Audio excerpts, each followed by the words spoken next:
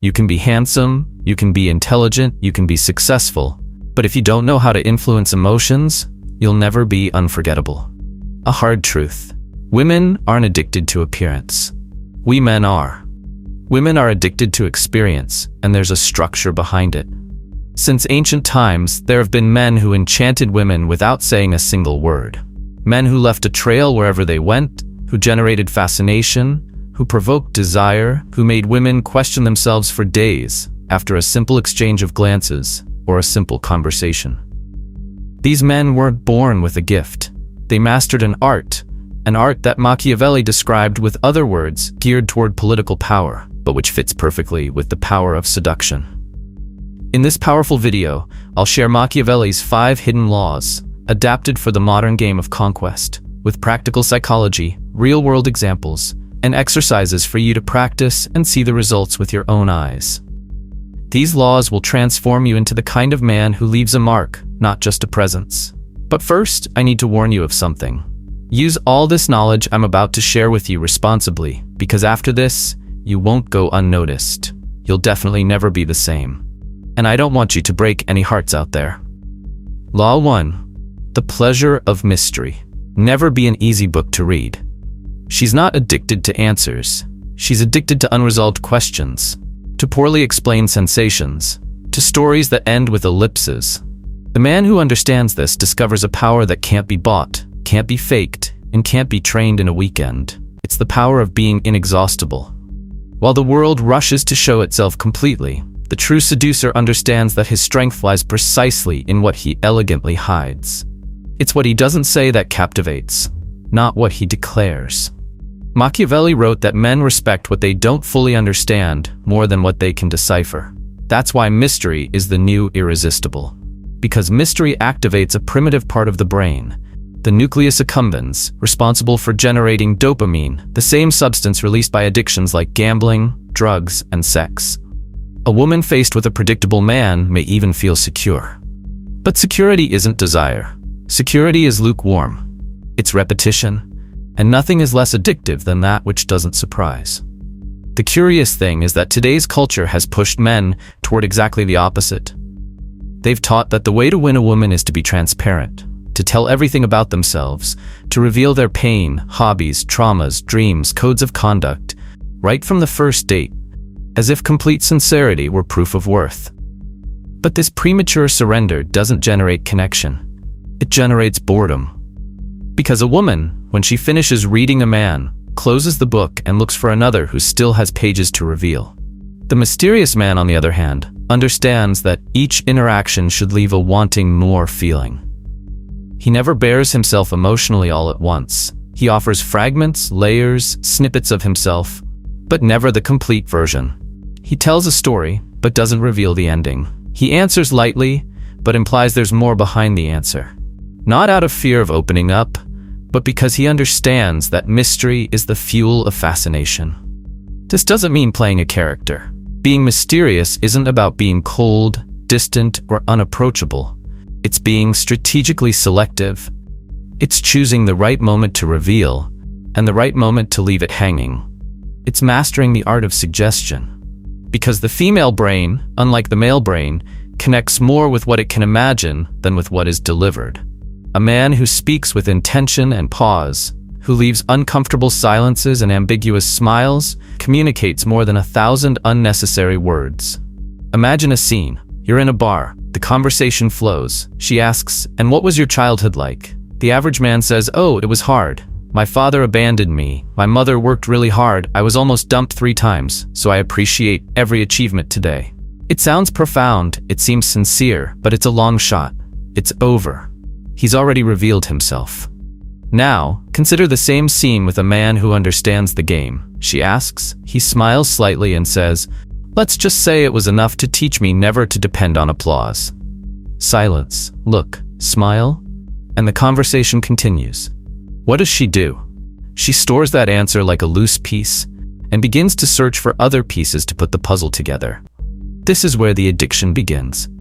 Because contrary to popular belief, women don't want ready-made answers. They want engaging enigmas. They want to discover. They want to feel like they're unraveling something, that they're being led through layers. that they're entering an emotional territory few have access to. And that, my friend, can't be achieved by being transparent like glass. It's achieved by being a mist with form. But there's a risk, a fatal mistake. It's the man who tries to force mystery. The one who drops too many hints, the one who disappears without purpose, the one who avoids deep conversations for fear of appearing vulnerable. This isn't mystery, it's insecurity. Real mystery comes from the certainty that there's much more to you than you let on. You're a book with brilliant chapters, but they can only be read by those with patience, timing, and merit. Mystery needs depth, not posturing.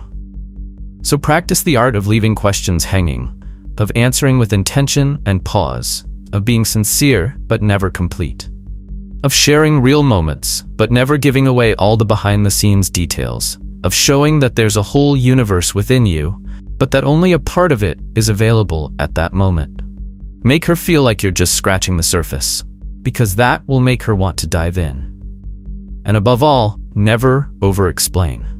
The man who over-explains tries to convince. The man who dominates the game merely suggests. And this suggestion becomes an emotional shadow that walks with her in the following days, in the silences of traffic, in the moments when she's distracted and suddenly finds herself thinking about you. Not for something you did, but for everything you didn't say, everything you didn't show, and everything she hasn't yet understood. In the end, it's simple. A predictable man is a forgettable man. A mysterious man is an inexhaustible man. Law 2. Emotional mastery. Control her storm. Don't ride yours. You can be the most mysterious man in the world, but if you don't know how to control your emotions, you'll fall into the same trap as those fragile people who show too much of themselves. Because true seduction doesn't begin with what you convey. It begins with what you don't allow to destabilize you. The man who controls his emotions ceases to be a participant in the game. He becomes the entire board.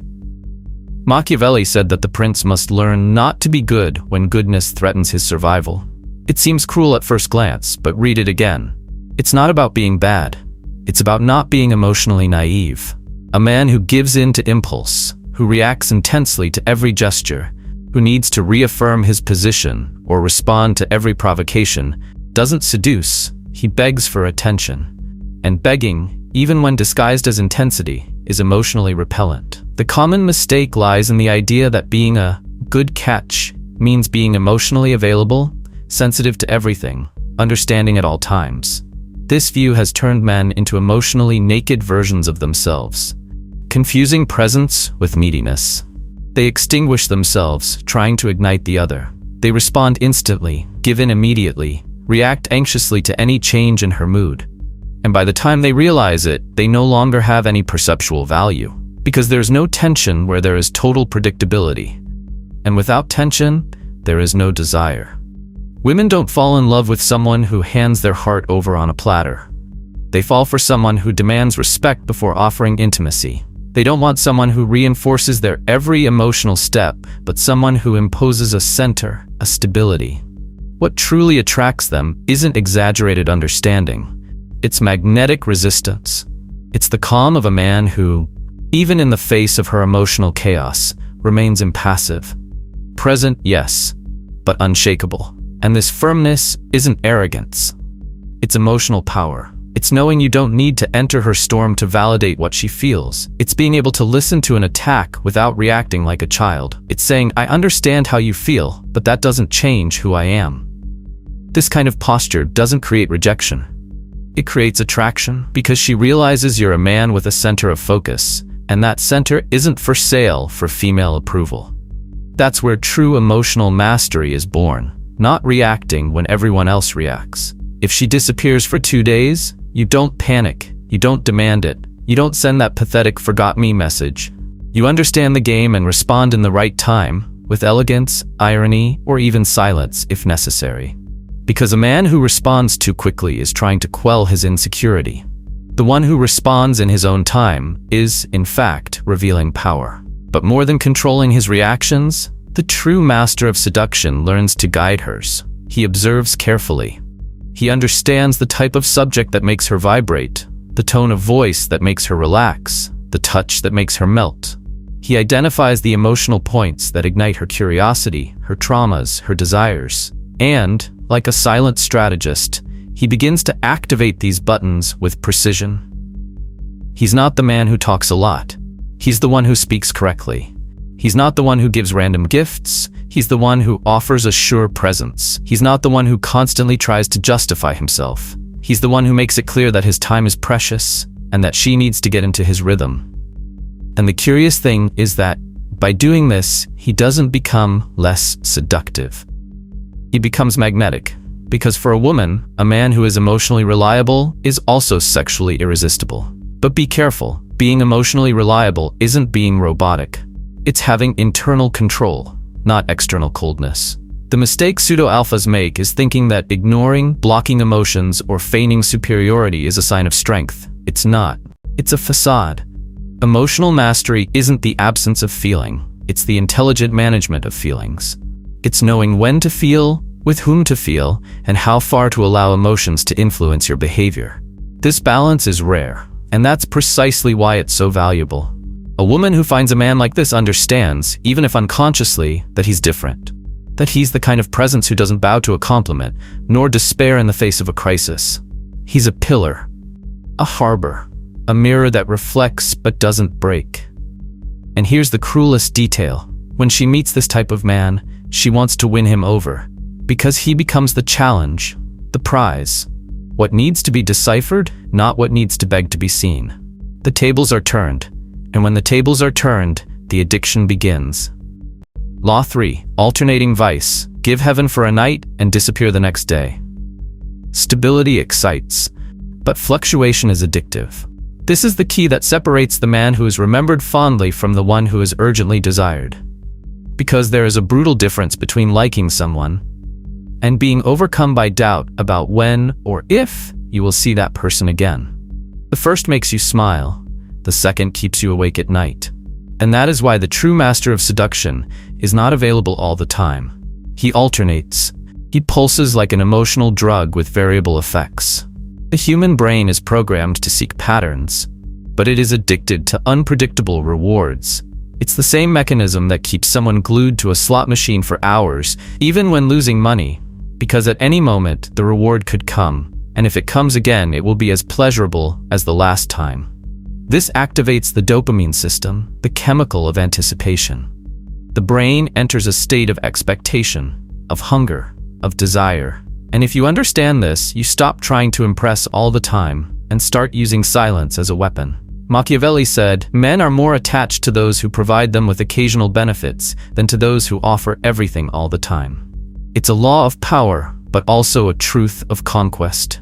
Because when a woman knows you're always there, always ready, always willing, she begins to consume you like someone drinking water. Necessary but flavorless. Now, when she experiences a moment of ecstasy with you, an unforgettable night, a conversation that became poetry, a kiss that stopped time, and then you disappear for days, not out of anger, not playing games, but because you're genuinely occupied with your life. You stop being a man. You become a living memory, an intense doubt, an echo that doesn't fade. It's in this contrast that emotional addiction is born.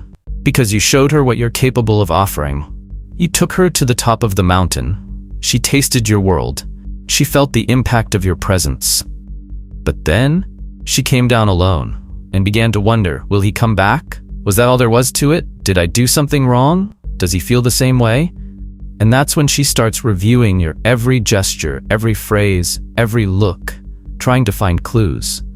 This isn't cruelty, this is emotional tension. And tension is what keeps desire alive. But be careful. This only works if your presence is truly intense. If when you're with her, you're 100% there. No cell phone, no distractions, no rush. If, in that moment, you're the entire universe in human form.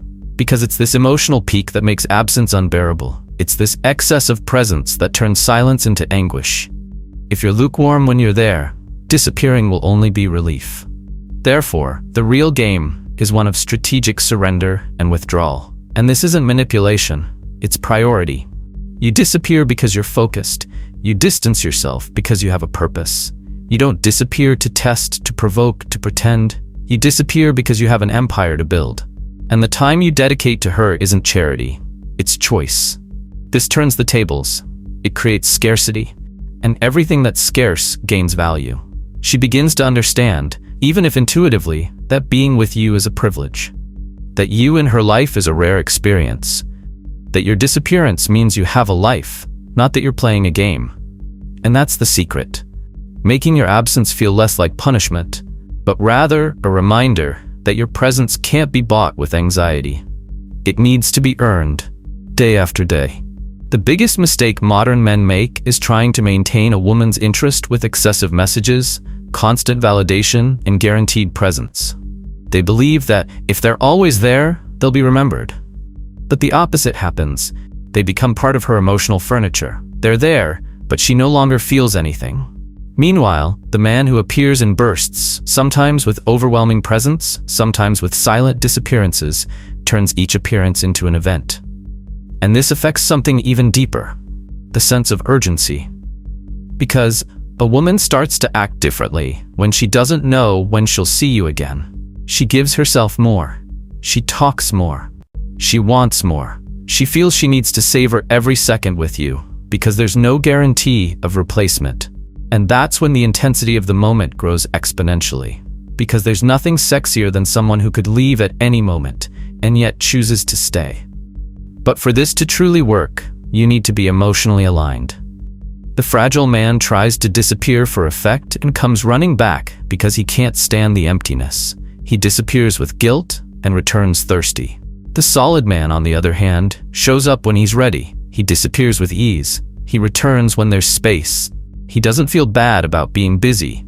He feels proud because he understands that a woman is attracted to a man who doesn't revolve around her, but who invites her to orbit a more interesting world. And that world is yours. Your work, your training, your project, your evolution. Because nothing, absolutely nothing, is more aphrodisiac to a woman than the feeling that a man has his own destiny. That she can walk beside him, but not drag him somewhere. Because he's already going. And the only question is, will she be able to keep up? So the next time you experience something intense with a woman, don't ruin it by trying to keep it alive artificially. Step out of the picture. Go live. Go create. Go build. Don't say good morning the next day. Don't send flowers. Don't ask if she arrived safely. Let her feel it. Let her wonder. Because absence is the only mirror that shows how much your presence truly matters. Law 4, the necessary unknown. Don't be the man she wants. Be the man she never imagined needing. She thought she knew what she wanted, and you thought that by offering it, you'd be the ideal man. But the cruel truth is that female desire isn't born from what's expected, but from what's unprecedented. What addicts her isn't what she's always dreamed of. It's what she never knew existed until she felt it. And this destroys the myth of the ideal man, because ideal is synonymous with predictable. And the predictable, no matter how perfect, will never be unforgettable. Machiavelli said, "Don't worry about being loved, worry about being feared." But here the fear isn't of violence, but of emotional respect. It's the feeling that if she makes a mistake with you, if she crosses a line, if she acts like she's acted with everyone else, you'll walk away. No speech, no drama, no warning, because you're not dependent. You're not trying to be what she's always wanted. You're something more dangerous, something she doesn't yet know how to handle. It's at this point that the necessary stranger archetype emerges. A man who doesn't fit the standards she usually controls. She's had the nice guy, she's had the scoundrel, she's had the funny one, the smart one, the romantic one, the unstable one. But you don't fit. You're gentle when she expects coldness, firm when she seeks approval, deep when she wants control. You're off her emotional map, and that's why she needs to decipher you. And make no mistake, this isn't about being inconsistent or unpredictable for no reason. It's about having solid authenticity, your own code, a presence with identity. It's about being the man who lives by his own rules, who doesn't change his tone to please, who doesn't mold opinions to avoid conflict, who doesn't soften his truth to be accepted. This kind of man doesn't need to say he has value. He is value in motion. And precisely for that reason, he doesn't fit the ideal type. The modern woman has been taught to look for a man who listens, who understands, who shares, who dialogues. But what makes her lose herself emotionally is the one who, even while listening, remains centered, who understands but doesn't give in, who dialogues but never begs. He has a code, a set of non-negotiable truths. And most importantly, he makes it clear that being a woman isn't a free pass to break that code. This doesn't repel, it attracts. Because a woman who truly has value doesn't want a man who bows down to her. She wants someone before whom she won't allow herself to be debased. Someone who raises the bar for interaction, who demands more, who makes being by his side a journey, not a consolation prize. First, abandon the desire to please. The man who seeks to please lives by the reactions of others. He is an empty mirror, shaped by the reflection of approval. You need to be a beacon, a center of light that illuminates but is not moved by anyone. Your opinions, your habits, your choices, everything must have its own foundation. And when she realizes you have a life that works without her, a routine that exists without adjustments, a philosophy that doesn't bend, she will feel something rare, silent admiration. Second, don't sell her on ease. She doesn't need to be certain of anything with you. On the contrary, the mystery remains here. But now on another level, the mystery of what you tolerate, of what you think, of what you value. She must understand, little by little, that you won't give up your limits for free. That to truly have you, she needs to climb internal steps. Not because you are an unattainable prize, but because you have criteria. Third, provoke reflection. Be the man who challenges her to think, who talks about topics others avoid, who has arguments, who uses words with precision, who reveals vulnerability without losing power, who talks about pain without victimizing himself, who questions ideas she thought were immutable. This is intellectual seduction. And intellectual seduction elegantly erodes emotional defenses. The fourth step is to show selective presence. You're there, but only when it makes sense. You send a message, but not out of insecurity. You invite, but you don't insist. You lead, but you don't force. This kind of energy is magnetic because it communicates. You can be with me if you can keep up with the speed of my world. And that's not arrogance. It's pure self-respect. And finally, be the man who offers a universe, not just attention. Create a lifestyle she admires, a path she respects, a set of values she would like to inherit. Become the guy who inspires, who builds, who evolves, who grows. The kind of man who, even if she leaves an empty space in the air, not because he was intense, but because he was different. Law 5. Become a living archetype. Emotional marks are not explained, they are felt. She doesn't remember exactly what you said, or the color of your shirt, or the name of the restaurant, but she remembers the feeling, the thrill, the uneasiness, that mixture of peace and danger that arose with your mere presence. And if she can't explain it, it's because you've reached the deepest level of seduction. You've ceased to be an ordinary man, and have become a living archetype. Unlike a character, an archetype isn't a mask. It's a condensed essence. It's the living representation of a powerful emotional idea. A character can be learned. The archetype needs to be embodied. It's the silent warrior, the leader who radiates without speaking loudly, the dark lover who stirs layers she herself didn't know existed, the rebel who, even controlled, carries a chaos that instigates. You don't say who you are. You make her feel who you are. Machiavelli said that first impressions are what guarantee the obedience of the people. But when we apply this to the realm of seduction, we understand that the first emotional impression is what guarantees a lasting presence in her mind. And the only way to make that happen is when you're not just a person, you're an experience. She doesn't describe you, she tries, but she fails. And so, she keeps thinking. In today's world, where everyone tries to be unique through aesthetics, status, and catchphrases, the man who truly becomes unforgettable is the one who conveys a rare emotional frequency. He doesn't need to shout that he's different. He exudes a different air. His gestures are more intentional. His gaze has depth, his voice has rhythm, and the energy he leaves in the air after he leaves doesn't evaporate. It lingers, like perfume in a closed room. But this doesn't come from nowhere. It's not theater. It's the sum of invisible choices. What you read, what you wear, what you avoid, what you focus on, what you tolerate. All of this builds your archetypal vibration. And what does this mean in practice? It means you need to embody a symbol, not just appear to be one. For example, you might be the intense artist, But if you don't create anything, just pose with a mysterious air, you're just a failed attempt. Now, if you truly live this archetype, writing, composing, feeling, immersing yourself in art, your presence carries this creative weight naturally. You don't pretend, you are. Or the silent strategist, the one who speaks little but acts with precision. He doesn't need to explain his plans. He knows what he's doing. He listens more than he speaks. And when he speaks, each word seems measured. This generates emotional security, but also a slight tension, because she never knows exactly what's going on behind his gaze. This is archetype. The disciplined warrior, on the other hand, is the one who conveys strength without aggression. He trains, he takes care of his body, he protects, but he doesn't show off. His energy is one of restraint, of silent readiness. He exudes physical and emotional security without needing to raise his voice. He's the kind of man that if something goes wrong, you want around. And then there's the refined rebel, the one who challenges structures with elegance. He breaks patterns, but not with childish revolt, with art, with subtlety, with intelligence. He's the man who always seems out of the ordinary, but never disconnected. He's the one who challenges without seeming aggressive. He's the one who dances on the edge between acceptable and fascinating. A woman won't say he's such and such.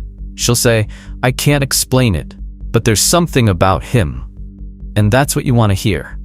Because it's in this absence of rational explanation that emotional dominance is born. She can't describe you to her friends. She can't classify you. She doesn't know if it's passion, fear, respect, or desire. She only knows she's impacted. And at that point, the game changes. Because now she doesn't want to conquer you. She wants to understand what you are. And when that happens, you become a portal. A man who doesn't just seduce, he transforms. Because the woman, by your side, begins to discover herself too. To see aspects of herself that were dormant. You become an emotional mirror that reflects truth she's never seen within herself. That's why you need to leave invisible marks. And invisible marks aren't left with speeches. They're left with presence, with silence, with subtle intentions, with solid values, with aesthetic identity, with energy. With that moment when she looks at you and feels that no matter how hard she tries, she'll never find another like you. Because you're not replicable, you're symbolic. Become a ritual, an emotional scent she recognizes in the air even without seeing you. A tone of voice that echoes in her thoughts days later. A memory she tries to erase, but insists on returning. You don't need to be present to be present. And that is archetype. Real seduction isn't about appearances or cliches, it's about emotional impact. And impact isn't faked, it's built. The laws you've learned here are powerful because they act on what's unseen, on the invisible, where true emotional addiction is born. But what you've seen so far is just the surface. The real game begins when you understand how to apply this with precision. With language, with posture, with silence, and above all, with intention. That's what the Forbidden Manual delivers. An audiobook created for those who no longer want to chase, for those who are ready to take control of their own presence. In it, you'll learn how to generate desire in 60 seconds without saying a word. You'll understand the triggers that fix your image in her mind, and how to become unforgettable, even when you're not around. If you want to remain the nice guy who's always forgotten, this manual isn't for you. But if you're ready to master the art that transforms any interaction into influence, click the link in the description now and access the full content.